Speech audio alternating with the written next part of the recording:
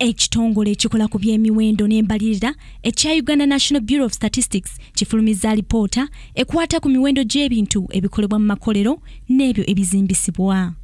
Mu alipoota eno eraga emiwendo gy'ebintu mu mwaka ogukomekereza omwezi ogw'omusanvu nti bbeeyi y'emmere y'omu mikebe yalinnya n'obutundutundu obusukka mu 2 ng'ekyaviirako ekyo yali bbeeyi ya ssukaali ey'ekkanama ku butundu 22 ku buli 100 bw'oba ogeraageranyizza n'omwaka oguwedde.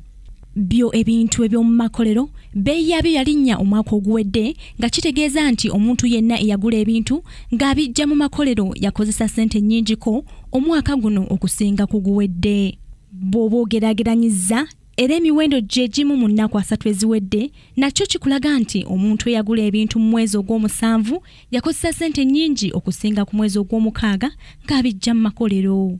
Abantu abagula ku bakozi basasula beeyongeramu okusasula obutundutundu 6 ku buli 100 oba ogeraageranyiza ne Julayi wa 2015.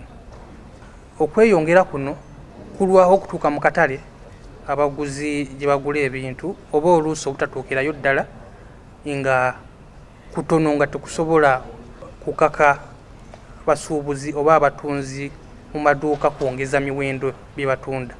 Mu kugeraageranya emiwendo gy'ebintu ebitundibwa munda mu ggwanga n'ebyo ebitundibwa ebweru, ebintu eby'omunda mu ggwanga byaka bbeeyi nga kyava ku baguzi okuba abatono bw'ogeraageranya n'ebyo ebintu ebitundibwa ebweru. N'ebitundibwa wano mu ggwanga tulabye nti gyasseemu n'obutundutundu 2 ku buli 100. Lwaki gyasseemu? Kiraga nti kati maybe aba demand oba abaagala ebintu bino si bangi nga oluvuddeko.